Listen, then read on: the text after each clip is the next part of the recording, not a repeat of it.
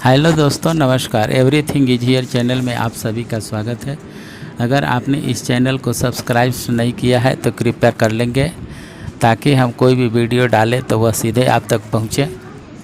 आज हम बात करेंगे विद्यालय संस्कृति और शिक्षक विकास के तहत इकाई 1 में विद्यालय संस्कृति और प्रबंधन से संबंधित डायरी के बारे में बात करेंगे कि शिक्षक डायरी क्या होता है, शिक्षक डायरी की उपयोगिता और महत्व के बारे में भी बात करेंगे।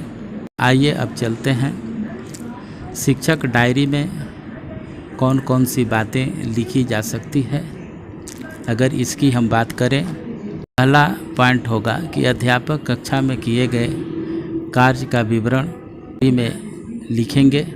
दूसरा है कक्षा के छात्रों से संबंधित विविध प्रकार की सूचनाओं को भी डायरी में लिखा जाता रहा है। तीसरा है अध्यापक अपने पूरे शिक्षण सत्र में उपलब्ध समय के आधार पर अर्थात विद्यालय और अवकाश आदि को निकालकर प्राप्त कार्य दिवसों के आधार पर वह अपने पाठ्यक्रम का विभाजन कर लेते हैं या कर लेना चाहिए। मासिक, पाक्षिक, साप्ताहिक और दैनिक इकाइयों में पाठ्यक्रम का विभाजन करके एक शिक्षक अपने कार्य की एक उचित रूपरेखा बनाकर डायरी में तैयार कर लेते हैं, ताकि उनको कब क्या बच्चों को बताना है इसकी जानकारी उनको क्रमबद्ध रहे। एक अध्यापक को अपनी डायरी में अपने शिक्षण कार्य से संबंधित समय सारणी को भी नोट कर लेना चाहिए। उसे किस कक्षा को किस पीरियड में कौन सा विषय पढ़ाना है, इससे संबंधित पूर्ण जानकारी एक शिक्षक को इस डायरी में नोट कर लेना चाहिए। इससे उसे अपने कार्य की जानकारी रहती है और वह अपना काम ससमय कर लेता है। पांचवा पॉइंट है कक्षा में विद्यार्थियों द्वारा किए गए किसी व्यक्तिगत या सामूहिक क्रियाकलाप का विवरण भी डायरी में नोट कर सकते हैं। चौथा है कि एक शिक्षक इस डायरी में छात्रों को दिए गए गृह कार्य और उससे संबंधित अपने अनुभवों को लिख सकते हैं। सातवां है अध्यापक डायरी के अंतर्गत कक्षा के प्रतिभाशाली छात्रों के नाम भी नोट कर सकते हैं, जिससे आवश्यकता पड़ने पर उन छात्रों की सेवाएं विद्यालय के सुधार और विकास के लिए ले सकें। इसी प्रकार अगर हम देखें तो 8वां पॉइंट है कि विद्यालय के अंतर्गत पूरे वर्ष में विद्यालय में कौन कौन सी गतिविधियां आयोजित की जाएगी, क्या क्या गतिविधियां तथा समारोह होंगे, उनमें कितना समय लगेगा, शिक्षक कार्य के लिए कितना समय बचेगा, शिक्षण कार्य के लिए फिर कितना समय बचेगा। इन सब का लेखा जोखा एक शिक्षक अपने डायरी में लिख करके कर सकते हैं, अर्थात विवरण भी अनुमान के आधार पर लिखते हैं। एक शिक्षक को कक्षा के किए गए सभी कार्यों की सफलता और असफलता कि किस कार्य में उन्हें सफलता मिली और किस कार्य में उन्हें असफलता मिली, इससे संबंधित वे अपनी जानकारी के साथ अपने अनुभवों को डायरी में लिखेंगे। 10वां पॉइंट है कि एक शिक्षक बच्चों को कौन कौन सा विषय पढ़ाएगा तथा वह शिक्षण के लिए किन किन विधियों और तथा प्रविधियों को अपनाएगा, वह सभी आवश्यक बातें डायरी में लिखी जानी चाहिए। 11वां पॉइंट है शिक्षक को जिन कक्षाओं में जो विषय पढ़ाने हैं उन सभी कक्षाओं का जो पाठ्यक्रम है उसे डायरी में नोट करके रख लेना चाहिए।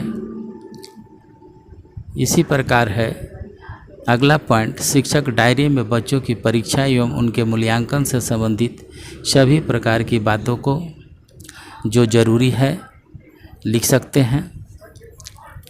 शिक्षक अपनी डायरी में अपनी कक्षा के सभी जो शैक्षिक रूप से कमज़ोर बच्चे हैं उनका भी नाम लिखेंगे ताकि उनके नज़र में वे बचे रहें, जिससे उनकी कमजोरियों को दूर किया जा सकता है। तो इस प्रकार ये महत्वपूर्ण बातें थी जो एक शिक्षक को अपनी डायरी में लिखी जानी चाहिए। अब आते हैं हम शिक्षक डायरी की उपयोगिता और महत्व के बारे में।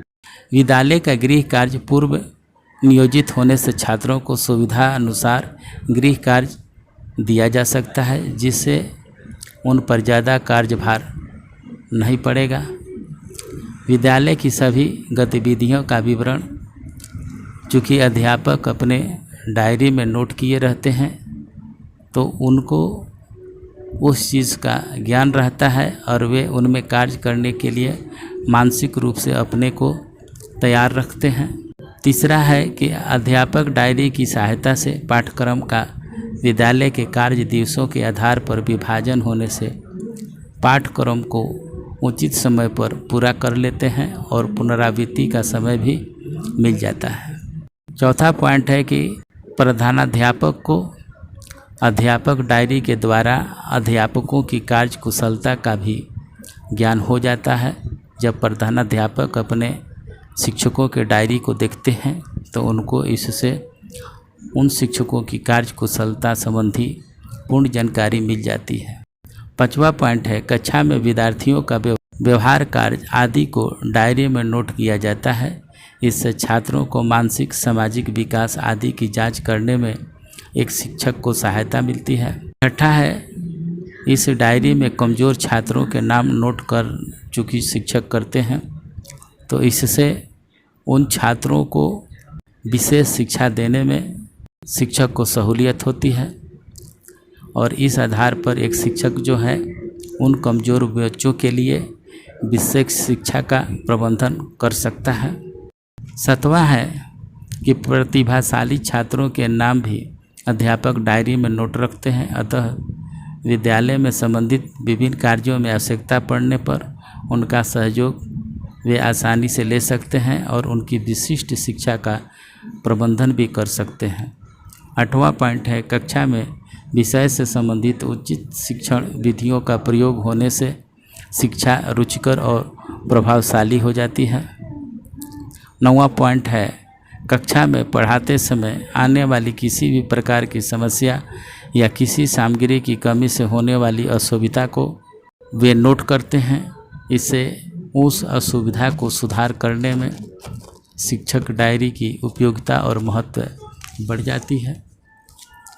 10वां पॉइंट है अध्यापक को जिन कक्षाओं में जो विषय पढ़ाने हैं उन सब का पाठ्यक्रम भी वह अपनी डायरी में नोट करके रख लेते हैं। इससे उनको पढ़ाने में सहूलियत मिलती है। 11वां पॉइंट अगर देखें तो शिक्षक को अपनी डायरी के माध्यम से यह ज्ञात हो जाता है कि उनका पाठ्यक्रम समय से पूरा हो पा रहा है या नहीं हो पा रहा है। अगर पूरा नहीं हो रहा है तो उसको कैसे पूरा किया जाएगा। अध्यापक डायरी में विद्यार्थियों की परीक्षा एवं मूल्यांकन से संबंधित सभी प्रकार के बातों को एक शिक्षक द्वारा नोट किया जाता है। परीक्षा एवं मूल्यांकन में बच्चों को आसानी होती है। इससे बच्चों के परीक्षा एवं मूल्यांकन से संबंधित किसी भी प्रकार की अगर जानकारी की ज़रूरत है तो उन्हें तुरंत प्राप्त हो जाता है। इस प्रकार हम देखते हैं कि एक शिक्षक के लिए शिक्षक डायरी की उपयोगिता और महत्व काफ़ी महत्वपूर्ण है। तो आज बस इतना ही, फिर मिलते हैं अगले वीडियो में। धन्यवाद।